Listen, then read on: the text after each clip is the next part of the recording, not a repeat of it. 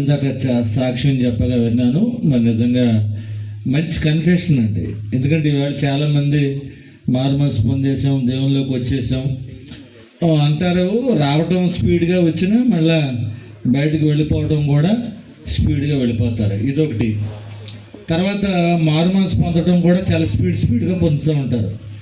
అంటే దేవుళ్ళకి రావటానికి మారుమనసు అనేది ఒకసారి పొందితేనే మంచిదండి. మరి సంవత్సరానికి ఒకసారి ప్రతి సంవత్సరం మారుమనసు కలిగితే మంచిదని అంటారా అమ్మా? ప్రతి సంవత్సరం మారుమనసు కలిగితే మంచిదే చెడ్డదా?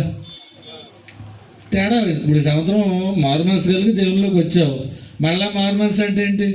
మళ్ళీ బయటకు వెళ్ళటం. అలా కాకుండా ప్రియులు చక్కగా 2 సంవత్సరాలు అయింది అని ఇందాక నేను సాక్ష్యంలో చెప్పగా విన్నాను. సరే, కృతజ్ఞత కూడికగా ఈ రోజున 7 సంవత్సరాలు మంచిది. 7 సంవత్సరాలు స్థిరపడ్డారంటే దాదాపుగా స్థిరపడిపోయినట్టేలే. కృతజ్ఞత కూడిక కనుక కొన్ని మాటలు మన వాక్యం నుండి చదువుకుంటూ ముందుకు వెళ్ళిపోదాం.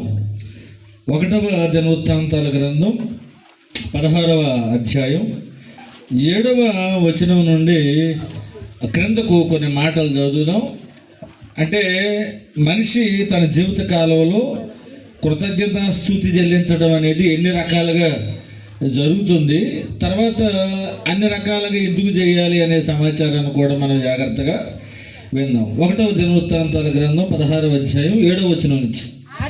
ఆ దినమందు యెహోవాను స్తుతి చేయు విచారణను ఏర్పరిచి దావీదు ఆసోపు చేతికిని వారి బంధువుల చేతికిని దాన్ని అప్పగించెను.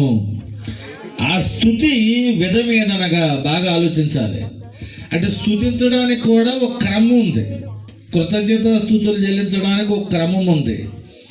ఆ క్రమం మన జీవితాంతం కూడా జరగాల్సిన విధం అది. ఏదో ఒక రకమైన స్తుతి చేసేసి ఏదో ఇంటి దగ్గర కూర్చొని ఏదో స్తుతుల పుస్తకం తీసుకుని, ఈ మధ్యన ఏదో దేవోక్తి ఛానల్లో పాపం ఒక దైవజనుడు స్తోత్ర బలి అని ఒక కార్యక్రమం జరుగుతుంది. ఆ పాపం స్తుతుల పుస్తకం పెట్టుకుంటాడు.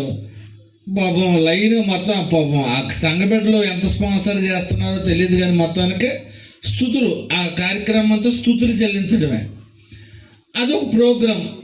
అలాగా కేవలం స్తుతి చెల్లించడం మాత్రం ఏదో దేవునికి ఆశీర్వాదకరంగా మాటలు ఒల్లించడం కాదండి.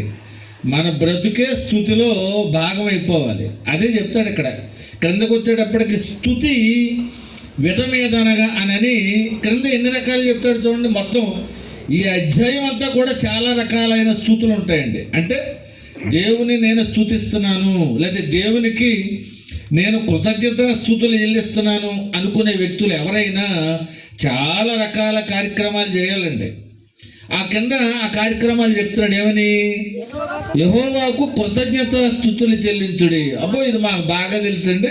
ఇప్పుడు మేము చేసేది అదే కదా. ఇప్పుడు రోడ్డు మీద పెట్టామంటే కోటం ఇది యెహోవాకు స్తుతి చెల్లిస్తున్నాం, రైట్, మంచిది. కృతజ్ఞత స్తుతులు చెల్లించండి అని అన్న తర్వాత ఆయన నామమును ప్రకటన చేయుడి. అంటే ఇది కూడా మన జీవితంలో భాగం అయిపోవాలి. ఏది? ప్రకటన చేయటం అనేది. కేవలం స్తుతి కీర్తనలు, లేకపోతే స్తుతి గానాలు, లేకపోతే ఏదో స్తుతికి సంబంధించిన మాటలు ఏదైనా కావచ్చు, కానీ మన బ్రతుకులో కృతజ్ఞత స్తుతులు చెల్లించడం మాత్రమే కాదు, కానీ ఇంకా ఏం చేయాలట? ఆయన నామమును ప్రకటన చేయాలి. తర్వాత ఇంకేమన్నాడు? ఆయన కార్యములను జనములలో తెలియజేయండి. ఇప్పుడు ప్రకటన చేయటానికి తెలియజేయటానికి తేడా ఉంది. ఇప్పుడు నేను ఏం చేస్తున్నాను? మైక్ పట్టుకుని ప్రకటన చేస్తున్నాను మీకు. అంటే ప్రచురించడం, ప్రకటన చేయటం అనేది డెలిబరేట్గా చేసేది.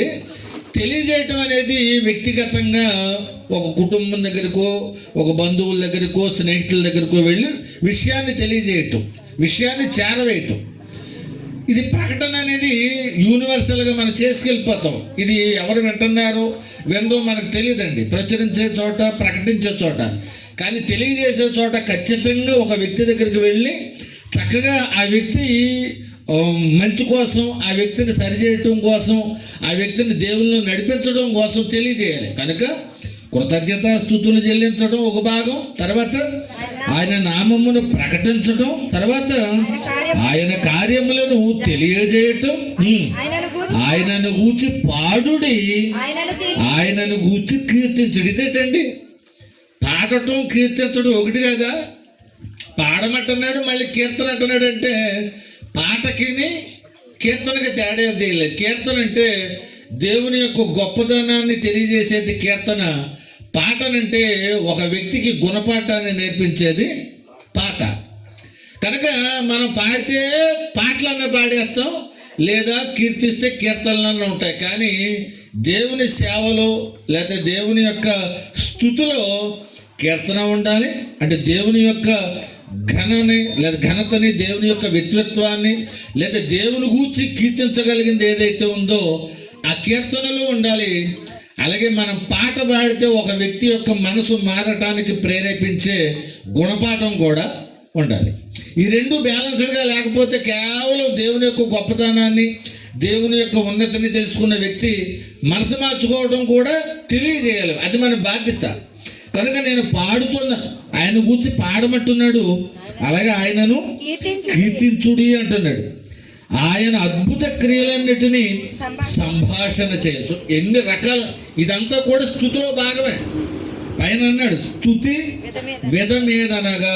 అది అంటే ఒకవేళ ఏదైనా మీకు బైబిల్ కాలేజీలో పెట్టి స్తుతి అనగానేమి, స్తుతించడం ఎన్ని విధములు అని అనే ఒకవేళ ప్రశ్న వచ్చింది అనుకోండి, మనం ఎంత తెలివితేటలుగా అర్థం తెలుసా? స్తుతించుట అనగానే దేవుణ్ణి ఏదో గణపరచడం అదని చెప్పేసి, స్తుతించడం ఎన్ని విధములుగా అని అనగానే కూర్చుని స్తుతించుట, మోకరించి స్తుతించుట, నిలబడి స్తుతించుట అని కూడా రాయగలం. అలాగ అనుకుంటారనే ఇక్కడికి ఇన్ని రకాలు చెప్తున్నాడు. ఇక్కడ కృతజ్ఞతాస్తుతులు చెల్లించడం, ప్రకటన చేయటం, తెలియజేయటం, పాటలు పాడటం, గుణపాఠం నేర్పేటట్టుగా పాడటం, కీర్తించటం, సంభాషణ. ఒక్కోసారి పాట పాడితే ఎక్కదనుకోండి, ఆ వ్యక్తికి పర్సనల్గా మనం కూర్చోబెట్టి సంభాషణ అలా మాట మాట మాట మాట మాట కలిపేయాలి. ఇప్పుడు యేసుప్రభు కేవలం కొండ మీద ప్రసంగం చేశాడు, అయిపోయిందండి. అమ్మాయి మార్గంలో ఇద్దరితో చక్కగా సంభాషణ చేసుకుంటూ వాళ్ళు ఊరి వరకు వెళ్ళాడు. అది సంభాషణ. కనుక మనం సంభాషణ చేయాలి, ప్రచురం చేయాలి, ప్రకటన చేయాలి, కీర్తించాలి, ఇవన్నీ జరగాలండి. సంభాషణ చేయుడి. తర్వాత ఆయన వదిలేశారమ్మా, ఆయన ఇంకెందుకులే ఎవడ పట్టుకుంటాడు ఎంతసేపు, ఏళ్ళు చెమటట్టేస్తుందేమో అక్కడ పట్టుకోలేక. చదవండి మరి. ఆయన పరిశుద్ధ నామమును బట్టి అతిశయించడం, ఇది కూడా స్తుతిలో ఒక భాగమే. ఏమంటే అతిశయపడటం అంట.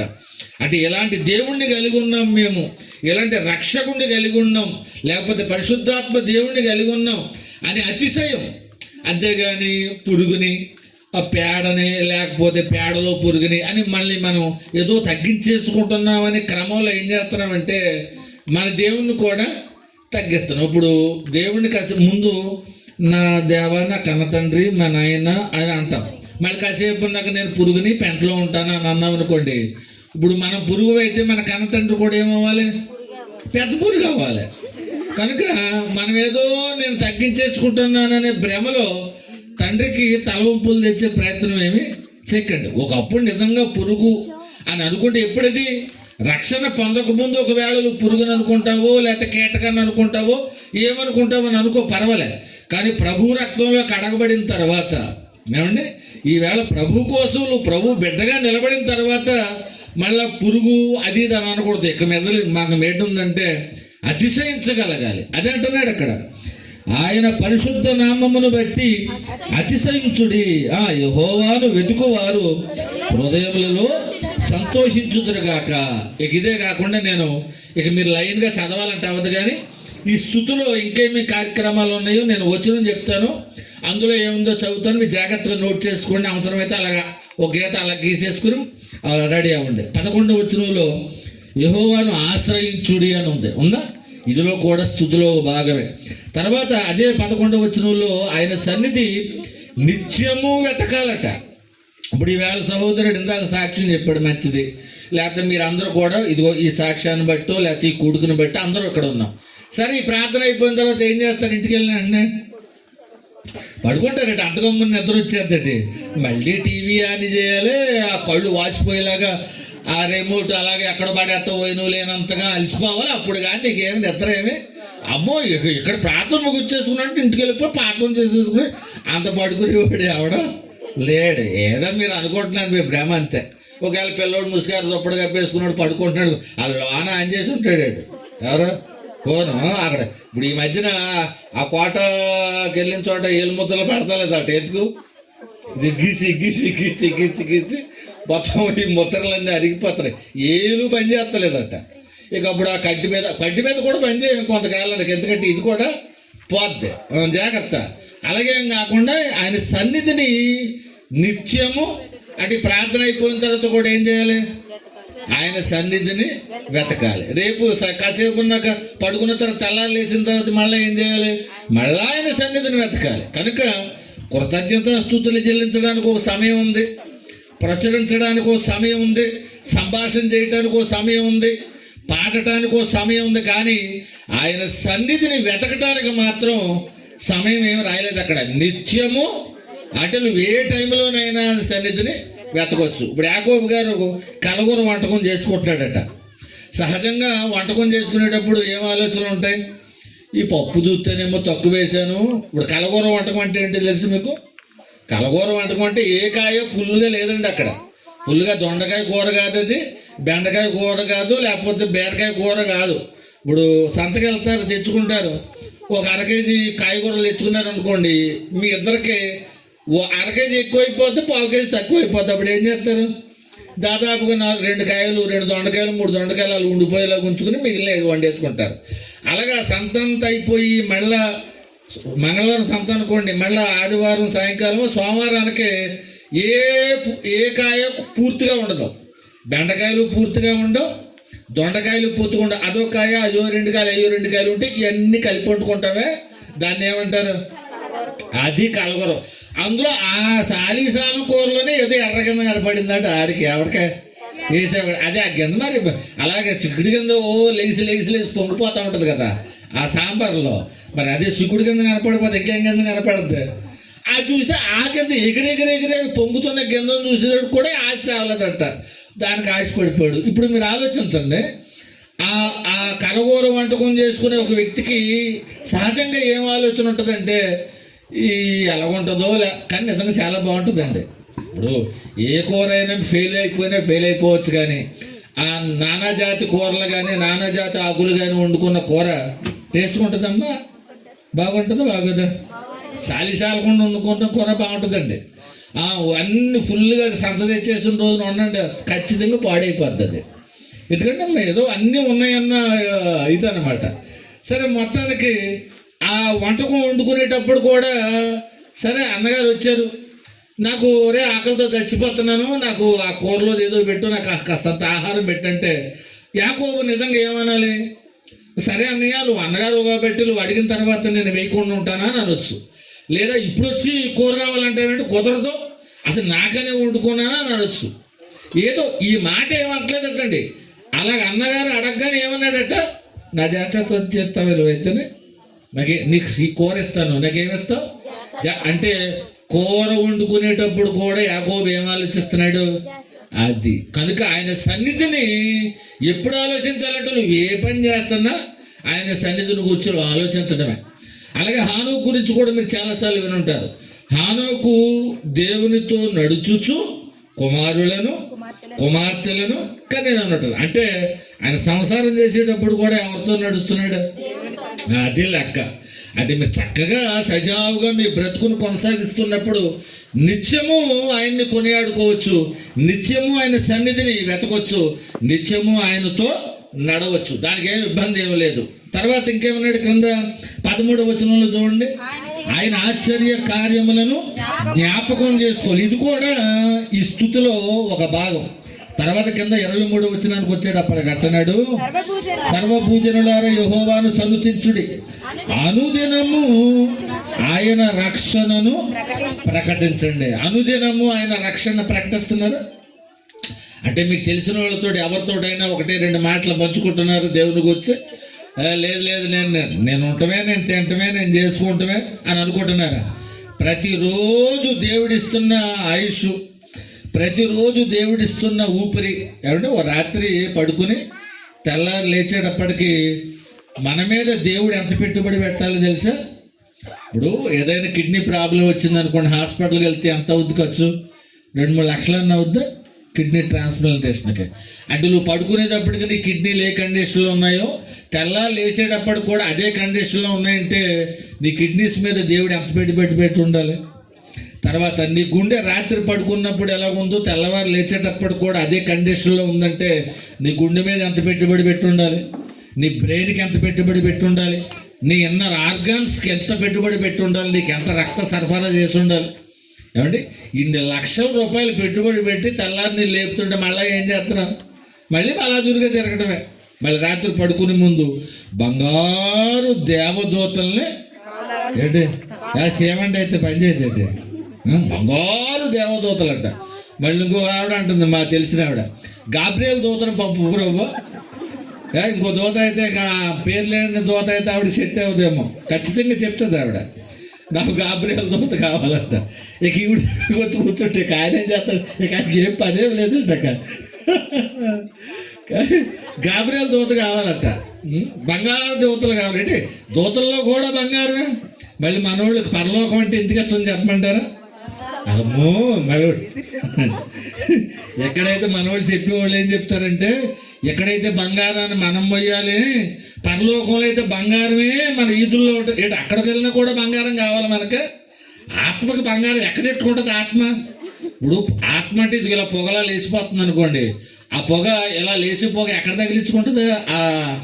ఆ ముక్కు బేసరా. ఇప్పుడు ఆత్మకి ఏ రూపం ఉంటుందని ఎక్కడెట్టుకుంటుంది? బంగారాన్ని. కనుక మన ఆశ చావక మన ఆశని వీళ్ళు ఇన్స్పైర్ చేయడానికి ఏం చేస్తారంటే, అమ్మ పరలోకం ఎంత బాగుంటుందో తెలుసా, బంగారు వీధులట. అంటే అక్కడ కూడా క్వశ్చన్ తెలుసా అండి, కొన్ని లోహాలు ఉన్నాయండి సృష్టిలో, ఆ లోహాల వాల్యూ ముందు అసలు బంగారం అసలు ఎందుకు పనిచేయదండి. కానీ మనకు తెలిసింది బంగారం ఒకటే కనుక ఆ బంగారు వీధులు అంటున్నారు. కొంతకాలానికి జనరేషన్ మారేటప్పటికి బంగారం కంటే విలువైన లోహం ఏదైనా వచ్చిందనుకోండి, ఆ లోహాన్ని మన వాళ్ళు వాడటం మొదలెట్టారనుకోండి, అప్పుడు కూడా ఏం చెప్తామంటే, అమ్మ ఇప్పుడు ప్లాటినం కాస్ట్లీ అండి, బంగారం కంటే కొంచెం ప్లాటినం కాస్ట్లీ అని అనుకుందాం.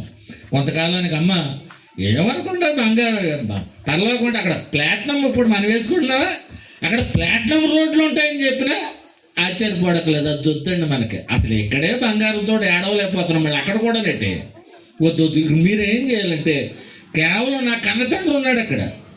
ఇప్పుడు దేవుణ్ణి ఎందుకు నమ్ముకోవాలి, ఎందుకు పరలోకం వెళ్ళాలి, ఎందుకు ఈ స్తుతించాలి, ఎందుకు ఈ పాడాలి, ఎందుకు ఈ కృతజ్ఞతలు అంటే, మన దేవుని యొక్క ప్రసన్నత కానీ మన దేవుని యొక్క మనసు ఎరిగి ఆయన్ని సంపాదించుకోవడానికి మనం భూమి మీద ప్రయాసపడాలి. అంతేగాని కేవలం పరలోకం కోసం నేను దేవుడిని నమ్ముకున్నాను అని అన్నామంటే అదో ప్లేస్ అనుకో. ఇప్పుడు పరలోకంలో దేవుడు ఉన్నాడు కనుక పరలోకానికి వాల్యూ వచ్చింది. ఒకవేళ పరలోకంలో దేవుడు లేడు అనుకోండి, ఆ పరలోకానికి ఏమైనా వాల్యూ ఉంటుందంటే. కనుక నువ్వు కోరుకోవాల్సింది పరలోకన్నా ప్రభువునా? అది ఎందుకమ్మా దేవుడిని నమ్ముకుంటానంటే చాలా మంది అంటారు, పరలోకం వెళ్ళాలి కదండి, అక్కడ ఏడుపు ఉండదటండి, అక్కడ అక్కడ ఎంతసేపు నవ్వారటండి, అక్కడ చావు ఉండదటండి అంటారు. ఇంకో విషయం చెప్పమంటారా, నరకంలో వేడి ఎక్కువ ఉంటుందా, పరలోకంలో ఎక్కువ వేడి ఉంటుంది అనుకుంటారా?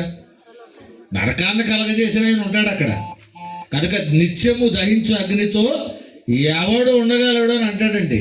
కానీ ఏదో నీకు మీద మహిమ శరీరాన్ని వేస్తాడు కనుక ఆయన సమీపింపరాని తేజస్సుతో ఆయన ఉన్న ఆ మహిమ శరీరంతో అడ్జస్ట్ అయిపోతాం అంతే. సరే, మొత్తానికి దేవుడిని జీవితంలో మేలు చేశాడు. ఇదిగో ఆశ్చర్య కార్యాలను బట్టి ఆయన్ని జ్ఞాపకం చేసుకుంటున్నాం, కృతజ్ఞతాస్తుతులు చెల్లించుకుంటున్నాం.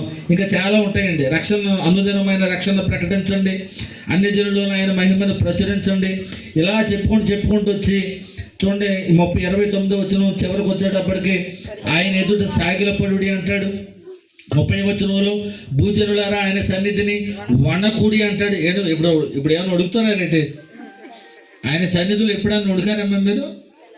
నిత్యము ఒడుగుచు సంతోషించండి అని ఉంటుంది. భక్తి అంటే అది. భక్తి అనేది ఎప్పుడు కూడా వణుకుచు సంతోషించాలట. మనం సంతోషించడమే తప్ప వణుకుతాం అనేది మన చరిత్రలోనే. ఎవరైనా వణికించమంటే మాత్రం ఉడికేస్తాం. కానీ దేవుని సన్నిధిలో చేయాల్సిన పని ఏంటంట? వండకాలంట. ఉనికి ఎప్పుడు వస్తుందంటే నిజంగా దేవుడు ఎంత గొప్పోడో అర్థమైతే. ఏమంటే యెషయా గారికి 6వ అధ్యాయంలో ఏం తెలిసిందట? అప్పుడు దాకా ఏమనుకున్నాడు? 1 నుంచి 5 అధ్యాయాల వరకు నా అంత వనగాడు ఎవడో లేడు, నా అంత వస్తాది ప్రవక్త ఎవడో లేదని 1 నుంచి 5 వరకు చాలా ప్రవచనాలు చెప్పేశాడు. నేను ఒక్కడనే దేవుని కొరకు యథార్థంగా బ్రతుకుతున్నాను అనుకున్నాడు. కానీ ఎప్పుడైతే నిజంగా దేవుని మహిమ ఎలా ఉంటుందో తెలిసిన తర్వాత అప్పుడు అనిపించిందట, అయ్యి బాబోయ్ నిజంగా నేను ఇంతకాలం ఏదేదో చెప్పేశాను. మళ్ళీ మీరు చదవండి ఆ యెషయా గ్రంథం 1వ అధ్యాయంలో కూడా ఈ ప్రజలకు చాలా వార్నింగ్స్ ఇస్తాడు. మీరు సరిగ్గా ఉండటం లేదు, దేవుడు కాబట్టి ఊరుకుంటున్నాడు, లేకపోతే ఇంకోడైతే ఊరుకోడు, లేకపోతే మీకు అలా వస్తుంది ఇలా వస్తుంది పనిష్మెంట్స్ అని దేవుడు మాట అంటే యెషయా గారు మాట అంటూ ఉంటాడు. దేవుడు తిట్టి తిడుతుంటే యెషయా గారు కూడా పర్సనల్గా 2-3 తిట్లు తిడతా ఉంటాడు. కానీ ఆడికి వచ్చేటప్పటికి అర్థమైపోతుంది, నీళ్ళకేమో తిట్టి అంత కెపాసిటీ నా దగ్గర లేదు బాబు. అసలు నేను కూడా అపవిత్రమైన పెదవులతోనే ఉన్నాను, అపవిత్రమైన పెదవులు గలవారి మధ్యన బ్రతుకుతున్నాను. కనుక ఎప్పుడైతే నీకు దేవుని మహిమ క్లియర్గా అర్థమైపోయిందో అప్పుడు మనం ఎంత పాపులమో మనకి అర్థమవుతుంది. కనుక ఈవేళ దేవుని యొక్క ఔన్నత్యాన్ని గుర్తించండి, మనం ఎలాంటి పాపులమో అర్థం చేసుకోండి. తర్వాత రక్షణ పొందడానికి యేసు ప్రభువుని నమ్ముకోండి. అంతేగాని మళ్ళా ఇంకెందుకులే మనమంత పరమ పాపులం ఘోర పాపులం అన్న తర్వాత ఇంకేం చేస్తాంలే ఎవరి మనకి ఏం చేయగలుగుతారో అని అనుకోకండి. మళ్ళా మనకు రక్షణ అని ఒక మార్గాన్ని ఏర్పాటు చేశాడు. కనుక ఈ యేసు ప్రభు ద్వారా మరలా ప్రభు తండ్రి వద్దకు వెళ్ళటానికి మనకు రక్షణ అనే కార్యక్రమం, రక్షణ మార్గం, జీవ మార్గం ఆయన ద్వారా మనకి దొరుకుతుంది. సరే, కృతజ్ఞత స్తుతి చెల్లించడంలో భాగంగా ఇంకొక సంగతిని కూడా మనం ఆలోచన చేద్దాం. చూడండి, ఇంకా ఎందుకు అసలు మనం కృతజ్ఞత స్తుతులు చెల్లించాల్సి వస్తుందంటే 69వ కీర్తన 30వ వచనం, 69వ కీర్తన 30వ వచనం నుంచి చదువుదాం. చూడండి కొన్ని మాటలు. 69వ కీర్తన 30వ వచనం చదువుతాలి. కీర్తనలతో నేను దేవుని నామమును గణపరిచెదను, ఎందుకంటేను కొమ్ములను డెక్కలను గల కోడ కంటెను అది యెహోవాకు ప్రీతికరము. బాధపడు వారు దాన్ని చూసి చూడాలి. ఎక్కడి నుంచి చూడాలి? ఇప్పుడు మనం కృతజ్ఞత స్తుతులు చెల్లించడం, తర్వాత కీర్తనలతో దేవుని నామాన్ని స్తుతించడం, గణపరచడం, ఇది ఎందుకయ్యా పబ్లిక్లో చేయాలి, అందరి ముందు ఎందుకు చేసుకోవాలి? కేవలం ఇంట్లోకి వెళ్ళిపోయి కృతజ్ఞత స్తుతి చెల్లించుకోవచ్చు కదా అని అంటే, ఎందుకు కృతజ్ఞత స్తుతి అందరితో కలిసి చేయాలంటున్నాడంటే, ఇక్కడ నువ్వు చేస్తున్న కృతజ్ఞత స్తుతి వల్ల దేవునికి, ఇప్పుడు దేవుడిని జీవితంలో మేలు చేశాడనే కదండి మనం ఈ కూడికి ఏర్పాటు చేసుకున్నాం. ఎప్పుడైతే మన జీవితంలో దేవుడు చేసిన మేలును బట్టి ఇలాంటి కూడిక ఏర్పాటు చేసుకుని దేవుని గురించి తెలియజేస్తున్నామో అప్పుడు 33 చూడండి, బాధపడువారు దాన్ని చూచి సంతోషించుదురుగా. తర్వాత దేవుని వెతకువారలారా మీ ప్రాణము తెప్పరిల్లునుగా. కంటే ఇది ఆలోచించండి బాగా. అంటే కృతజ్ఞత స్తుతి చెల్లించడం అనే దాని వెనుక అసలు కారణం ఏంటంటే, మనం ఏదో పర్సనల్గా దేవుణ్ణి కృతజ్ఞత స్తుతి చెల్లించేసుకుంటున్నాం, ఏదో మీటింగ్ పెట్టేసుకున్నాం అయిపోయిందని కాకుండా, నువ్వు దేవునికి చెల్లిస్తున్న ఈ స్తుతి ద్వారా కొంతమందికి ఆదరణ కలుగుతుందట. అక్కడ అదే అన్నాడు, బాధపడువారు దాన్ని చూచి సంతోషించెదరు అన్నాడు. కనుక ఈవేళ నిజంగా సహోదరుడు లేకపోతే దైవజనులు లేకపోతే ఎంతమంది ఇక్కడ కూర్చొని మనం దేవునికి స్తుతులు చెల్లిస్తున్నాం, దేవునికి కృతజ్ఞత ఆరాధన చేస్తున్నాం అంటే దానివల్ల బాధపడే వారికి ఏం కలగాలటండి? ఏం కలగాలట? సంతోషం కలగాలి. అంటే సంతోషం కలగటం అంటే ఏంటి? వారు కూడా దేవుని వైపుకు త్రిప్పబడాలి. అది అంటే మీరు ఏదైనా చేయండి మీ జీవితంలో, మీరు భోజనం చేసినాను, పానము చేసినాను, మరి ఏమి చేసినా దేనికోసం చేయాలట? దేవుని మహిమపరచడం కోసం చేయాలి. దేవుని మహిమపరచడం ఎందుకు చేయాలంటే ఆత్మల రక్షణార్థం చేయాలి. అంటే ఏది ఈ 2 విషయాలు మర్చిపోకూడదండి ఎప్పుడు కూడా. మనం ఏ పని చేసినా దేవునికి మహిమ కలుగుతుందా లేదా, లేదు తర్వాత రెండవది ఒక ఆత్మ రక్షింపబడుతుందా లేదా.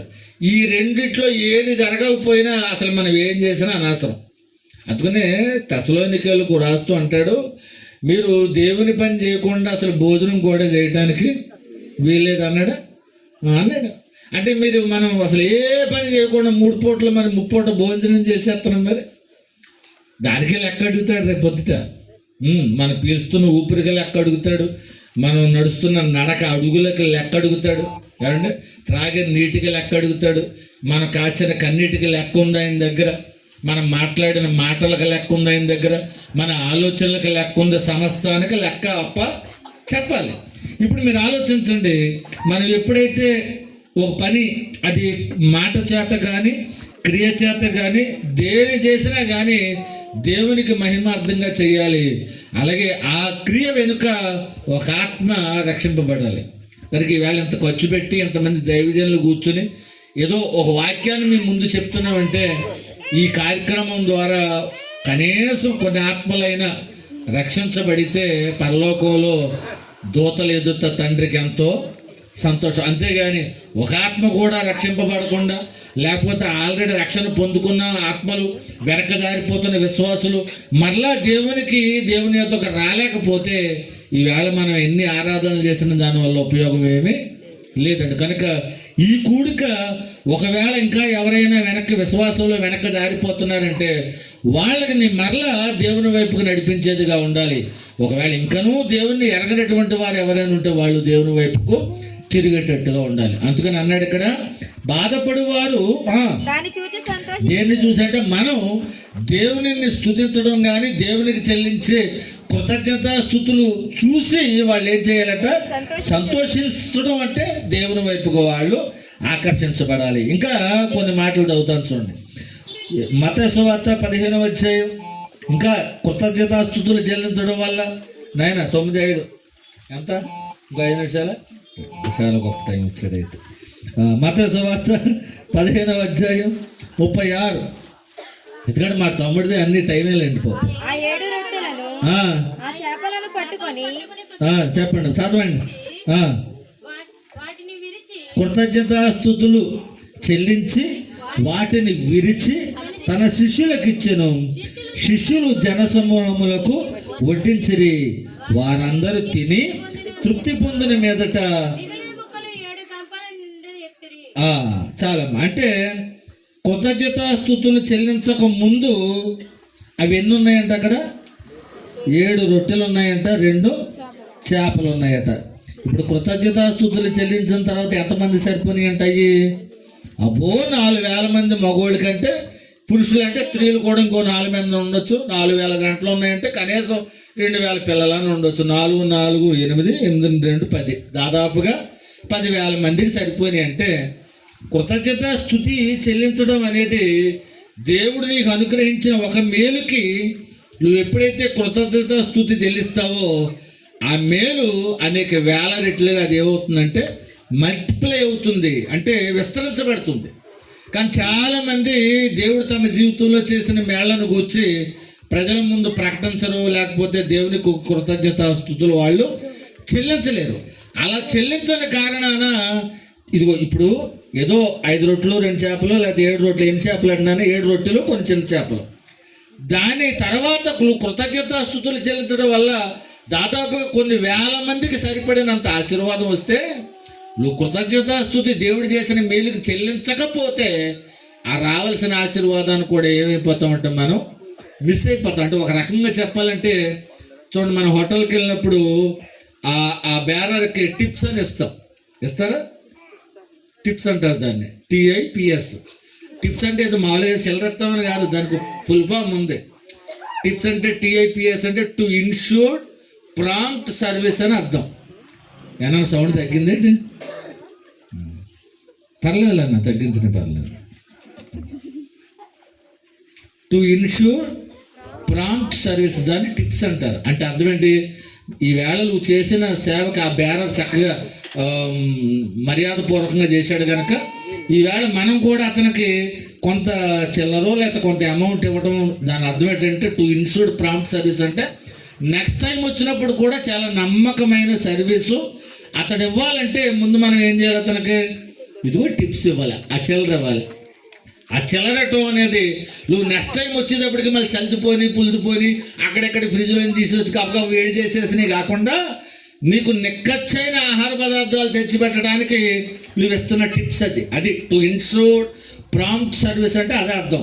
అలాగే ఈవేళ దేవునికి మన కృతజ్ఞతాస్తుతులు చెల్లించడం అనేది కూడా టు ఇన్షూర్డ్ ప్రాంప్ట్ సర్వీసెస్ అంటే దేవుని యొద్ద నుంచి కూడా నువ్వు చాలా ఆశీర్వాదాలు పొందుకోవటానికి దేవుడు చేసిన ఒక మేలుకి ఇమీడియట్గా నువ్వు థ్యాంక్స్ చెప్తావు అన్నమాట. చూడండి, ఎవరైనా మంచినీళ్ళు ఇస్తే థ్యాంక్స్ చెప్తావు చెప్పమా.